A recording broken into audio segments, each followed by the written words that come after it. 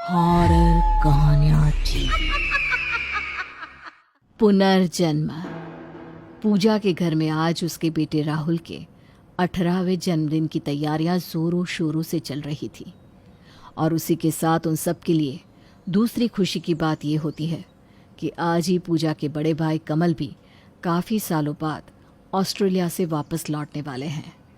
शाम के करीबन 7 बजे पार्टी शुरू होती है और सब लोग बेसब्री से राहुल का इंतजार करने लगते हैं। चल राहुल, सब मेहमान आ गए हैं। हाँ, बस मैं रेडी हो गया। वैसे मम्मी, मामू भी आ गए क्या? मैंने उन्हें ऑस्ट्रेलिया से तोहफे में एक स्मार्ट कैमरा लाने के लिए कहा था। वो भी बस पहुंचते ही होंगे। बाकी क्या मंगाया क्या नहीं, वो तुम मामू भांजा जानो। ठीक है, आप चलिए, मैं बस 2 मिनट में आता हूँ। पूजा अब जैसे ही वापस पार्टी में पहुंचती है तो कमल सामने ही खड़ा नजर आता है। अरे भैया, आप आ गए। राहुल कब से आपके बारे में पूछ रहा है, मामू कब आएंगे, मामू कब आएंगे, मामू से मिलना है। अरे, मुझे भी अपने भांजे से मिलना है। कहाँ पर है वो? बस आता ही होगा तैयार होकर। अब सब पार्टी एंजॉय करने लगते हैं। कमल भी राहुल का इंतजार कर ही रहा होता है कि तभी अचानक वहां लाइट चली जाती है।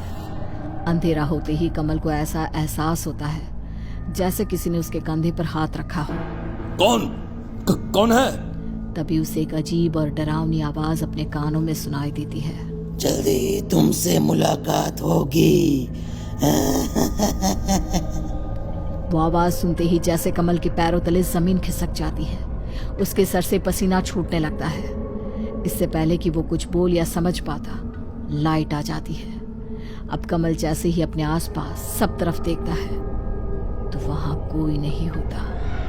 वो हड़बड़ाया सा इधर उधर देखने लगता है। तभी पीछे से फिर कोई उसके कंधे पर हाथ रखता है। कौन है वहां पर? कौन?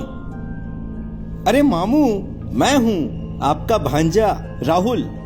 आप इतने घबराए हुए क्यों हैं? जैसे कोई भूत देख लिया हो। हाँ? वो मैं बस यूं ही। और कैसा है मेरे भांजे? अरे तू तो स्टार बन गया है, इतना इंतजार कर रहा है। अरे ऐसा कुछ नहीं मामू, आप भी ना। मेरे बर्थडे बॉय, ये रहा तेरा एक्सक्लूसिव कैमरा, तेरा birthday gift. Thank you so much मामू, यू आर द बेस्ट मामू। अरे बस, अभी चल केक काटते हैं। सब केक काटते हैं और पार्टी एंजॉय करने लगते हैं। पार्टी में सब लोग कमल के आगे पीछे घूम रहे होते हैं, और घूमते भी क्यों नहीं। एक तो राहुल के अमीर मामा, ऊपर से NRI। कुछ ही देर में कमल को भीड़ के बीच कुछ घबराहट होने लगती है, जिस वजह से वो एक बियर का ग्लास लेकर गार्डन में चला जाता है। वहां टहलते टहलते अचानक कमल को ऐसा लगता है जैसे कोई उसके पीछे उसके कदम से कदम मिलाकर चल रहा हो। कमल तुरंत जैसे ही पीछे मुड़कर देखता है तो वहां कोई नहीं होता। अब कमल जैसे ही राहत की सांस लेता है तभी उसे पीछे से एक आवाज सुनाई देती है। मुझे ढूंढ रहे थे ना? कमल ने घबराकर जैसे ही दोबारा पीछे मुड़कर देखा तो वहां सफेद खून से सनी शर्ट पहने, सीने में चाकू घुसा हुआ एक आदमी को खड़ा देखा, जिसका चेहरा पूरी तरह सड़ा हुआ था और हर तरफ कीड़े रेंग रहे होते हैं। ये सब देखकर कमल के होश ही उड़ जाते हैं और वो तुरंत वहीं बेहोश हो जाता है। अगली सुबह जब उसकी आंख खुलती है तो, भैया आप ठीक तो हैं? क्या हुआ था आपको? आप बेहोश कैसे हो गए थे? वो आदमी कल पार्टी में, कहाँ है वो आदमी? किस आदमी की बात कर रहे हैं आप भैया? कमल आगे कुछ बोलते बोलते अचानक चुप हो जाता है। और वो कहता भी क्या? कौन था वो आदमी और सिर्फ उसे ही क्यों दिख रहा था? कमल खुद भी कुछ नहीं समझ पा रहा था, तो बाकी सबको तो क्या समझाता। शायद कल कुछ ज्यादा ही पी ली थी मैंने, तभी। पर अब मैं ठीक हूँ। कोई बात नहीं भैया, आप आराम कीजिए। नहीं, आज मेरी एक क्लाइंट के साथ बहुत इंपॉर्टेंट मीटिंग है। इसलिए स्पेशली ऑस्ट्रेलिया से यहाँ आना हुआ है। मैं तैयार होकर बस निकलता हूँ। कमल तैयार होकर घर से निकलता है, पर अभी भी रात वाली बात कमल के जहन से निकल नहीं पा रही थी। अब कमल अपनी कार लेकर एक कॉम्प्लेक्स के नीचे पार्किंग में पहुंचता है। दोपहर का समय और आसपास बिल्कुल सन्नाटा था। कमल कार पार्किंग ढूंढने लगता है कि तभी एक जोरदार आवाज आती है और झटके से कार रुकती है। ऐसा लगता है जैसे कार किसी बड़ी चीज के साथ टकरा गई हो। ये क्या था? क्या था ये? मैं बाहर जाकर देखता हूँ, क्या चीज है? कमल कार से बाहर आकर देखता है तो वहां कुछ भी नहीं होता। रास्ता बिल्कुल साफ था। ऐसा कैसे हो सकता है? इतना जोर का झटका लगा गाड़ी को और यहाँ पर कुछ भी नहीं है। इसी उलझन में कमल वापस कार में आकर बैठ जाता है और फिर से कार स्टार्ट करता है कि तभी ऊपर से वही सफेद शर्ट वाला खून से सना इंसान अचानक उसके कार के शीशे पर आ गिरता है। उसकी कार का शीशा पूरी तरह खून से भर जाता है। ये सब देख खौफ से कमल की हालत खराब हो जाती है कि तभी वो आदमी खून से शीशे पर कुछ लिखता है। ये सब देख कमल इतना ज्यादा डर जाता है कि वो सांस भी नहीं ले पाता और तुरंत कार से उतर भागने लगता है और पार्किंग के बाहर खड़े सिक्योरिटी गार्ड के पास पहुंचता है। अंदर वो आदमी, पकड़ो उसे, देखो वहां पर। सिक्योरिटी गार्ड तुरंत भागकर अंदर आता है और कुछ ही देर में वापस बाहर आता है। अरे साहब, वहाँ तो कोई भी नहीं है और आप अपनी कार ऐसे ही खुली छोड़ आए हैं? क्या वहाँ कोई नहीं है? अब और मेरी कार, उस पर कौन? अरे नहीं साहब, आपकी कार तो बिल्कुल ठीक है, कुछ नहीं है उस पर। कमल को कुछ भी समझ में नहीं आता। वो पूरी तरह कंफ्यूज हो जाता है और इसी गुस्से में वो सब कुछ छोड़ वापस घर आ जाता है।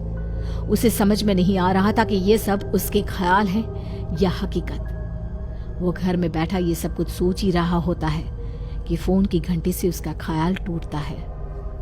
हेलो, कौन बोल रहा है?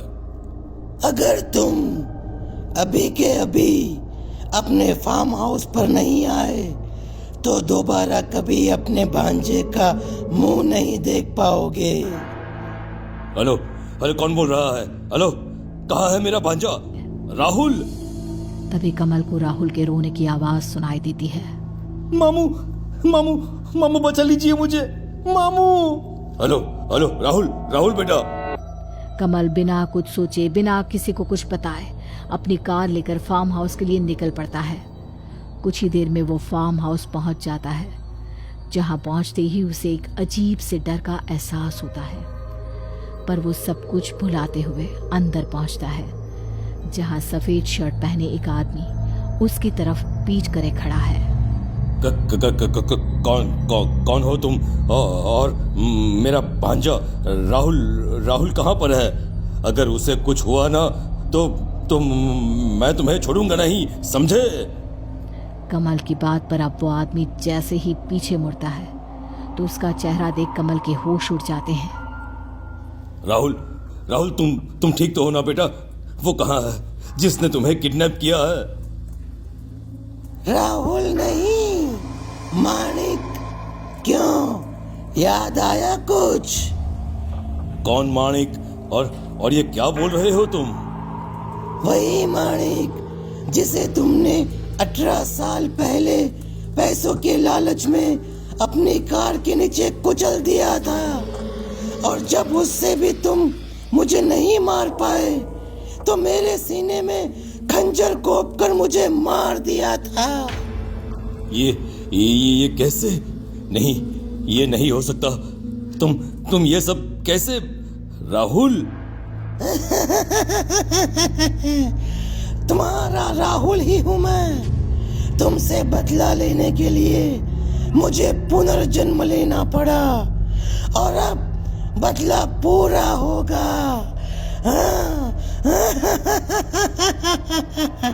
इतना कहकर राहुल ने एक पिस्तौल निकाली और बिना कोई अगला पल गवाए पिस्तौल की सारी गोलियां कमल के सीने में उतार दी। कमल की वही मौत हो गई, जिसके बाद राहुल भी कहीं गायब हो गया और आज तक दोबारा कभी किसी को नजर नहीं आया। क्या आप भी मानते हैं पुनर्जन्म को?